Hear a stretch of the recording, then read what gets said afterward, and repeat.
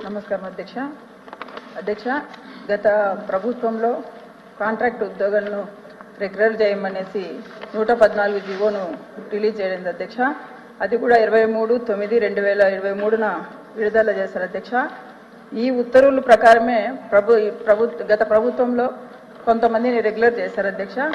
మిగిలిన ఉద్యోగస్తులు కూడా రెగ్యులర్ చేయాలని మంత్రి గారిని కోరుతున్నాను అధ్యక్ష. ఎందుకంటే ఈ జీవో మీద కూడా ఒకసారి సమీక్ష చేసి ఎవరెవరు ఇందులో వర్తిస్తారు అని వాళ్ళు ఖచ్చితంగా రెగ్యులర్ చేయాలని కోరుతున్నాను అధ్యక్ష. మరి ముఖ్యంగా ఇప్పుడు ఎన్నో రిఫార్మ్స్ చేస్తున్నామని విద్యాశాఖలో ఎన్నో రిఫార్మ్స్ చేస్తున్నామంటున్నారు కదా అధ్యక్ష. వీటిని కూడా ఈ కాంట్రాక్ట్ లెక్చరర్స్ని కూడా విద్యా వ్యవస్థలో పనిచేసి కాంట్రాక్ట్ లెక్చరర్స్ని కూడా పాలిటెక్నిక్ కాలేజీలో ఉన్నారు, డిగ్రీ కాలేజెస్లో ఉన్నారు, అలాగే జూనియర్ కాలేజెస్లో ఉన్నారు. వీళ్ళు కాంట్రాక్ట్ ఉద్యోగస్తులు అధ్యక్ష. వీళ్ళకు ఖచ్చితంగా వీళ్ళను రెగ్యులర్ చేయాలని మంత్రి గారిని కోరుతున్నాను అధ్యక్ష. ధన్యవాదాలు అధ్యక్ష.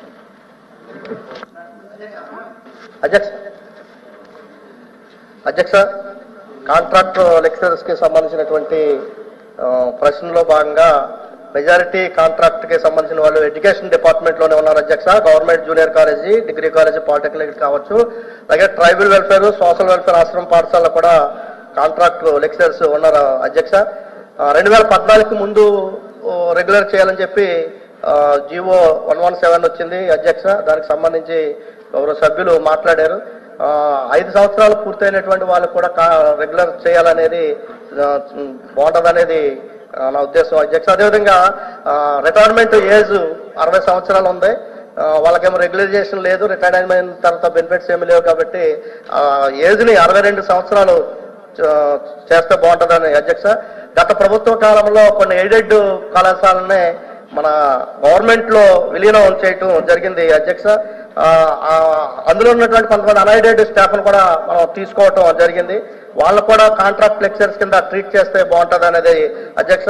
ఈ టేకన్ ఓవర్ అయినటువంటి కాలేజీల్లో రాజమండ్రి ఎస్కేవిటి, ఎస్కేఆర్, అదేవిధంగా పార్వతీపురంలో ఎస్వి, మదనపల్లిలో బీటీ, ఈ 4 కళాశాలలు టేక్ ఓవర్ తీసుకున్నటువంటి సందర్భంలో వాళ్ళకి సంబంధించినటువంటి జీతాలు 37,000 ఇవ్వాలని చెప్పి జీవో ఇచ్చారు అధ్యక్ష. కానీ ఫిక్సేషన్కి వచ్చేటప్పటికి 28,000 మాత్రమే ఇస్తా ఉన్నారు అధ్యక్ష. దాన్ని కాంట్రాక్ట్ గా ట్రీట్ చేయడం, లేదంటే జీవో ప్రకారం వాళ్ళకి ఫిక్సేషన్ చేయాలనేది. అదే పశ్చిమ గోదావరి జిల్లా వీరవాసురం మండలంలో ఎస్విఎస్ అండ్ ఈవీఎస్ కాలేజీలు కూడా టేక్ ఓవర్ చేసుకున్నారు అధ్యక్ష. దానికి 2 years నుంచి వాళ్ళకి జీతాలు లేవు. ఫిక్సేషన్కి సంబంధించిన ఫైలు ఫైనాన్స్ లో ఉందని చెప్తూ ఉన్నారు.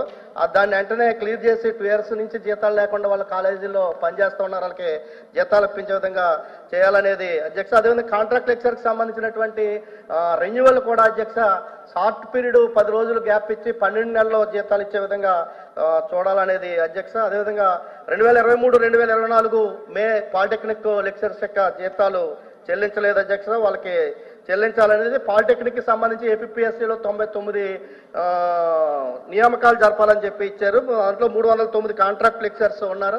ఆ నియామకాల ద్వారా కాంట్రాక్ట్ లెక్చర్స్ కి ఏమి ఇబ్బంది లేకుండా వారికి అకామిడేషన్ ఉండే విధంగా చూడాలనేది అధ్యక్ష. Thank you. మంత్రి గారు.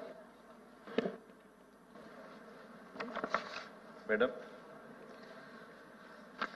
లక్ష్మణరావు గారు, వెంకటేశ్వరరావు గారు, కల్పలతారెడ్డి గారు, గోపిమూర్తి గారు అనేక ప్రశ్నల్ని లేవనెత్తారు అధ్యక్ష. 3,324 మందిని రెగ్యులరైజ్ చేశారు, 10,117 మందిని గుర్తించారు అనేటువంటిది అధ్యక్ష. మరి 10,117 నంబర్ ఎక్కడి నుంచి వచ్చిందో నాకు క్లారిటీ రావడం లేదు అధ్యక్ష. ప్రభుత్వం వద్ద ఉన్నటువంటి సమాచారం మేరకు ఆనాటి ప్రభుత్వం కన్సిడర్ చేసినటువంటిది టోటల్ 9,926 మందిని ఈ యాజ్ ఆన్ June 14 వరకు ఉన్న నిబంధన ఏదైతే దీంట్లో చట్టంలో పెట్టినటువంటి నిబంధనలు ఏంటంటే వీళ్ళు who are contract employees as on 2nd June 2014 అంటే వాళ్ళని 9,926 మందిని గుర్తించారు అధ్యక్ష.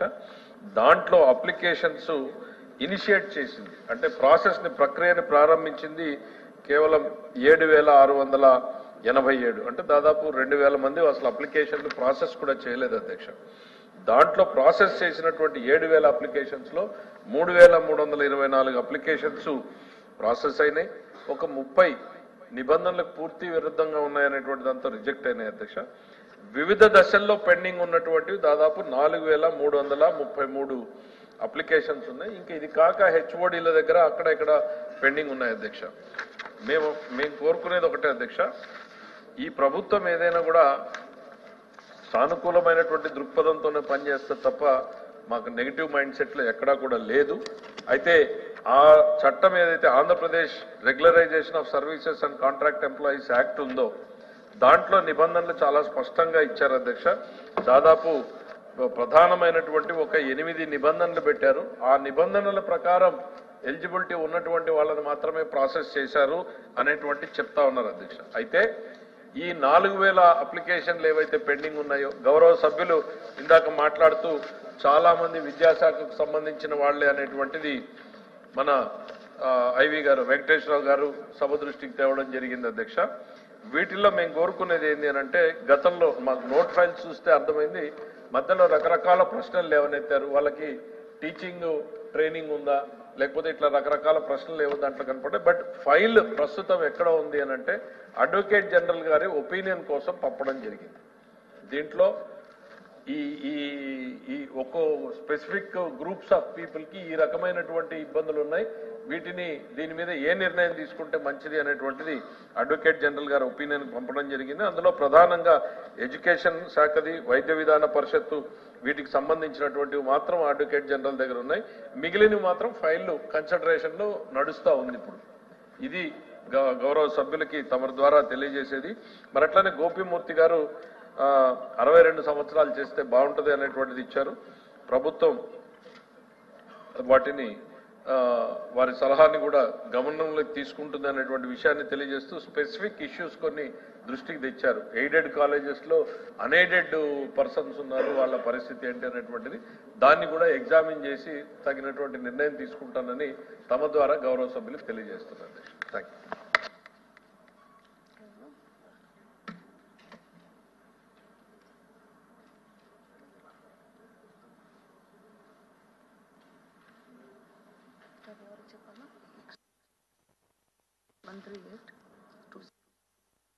మంత్రి 8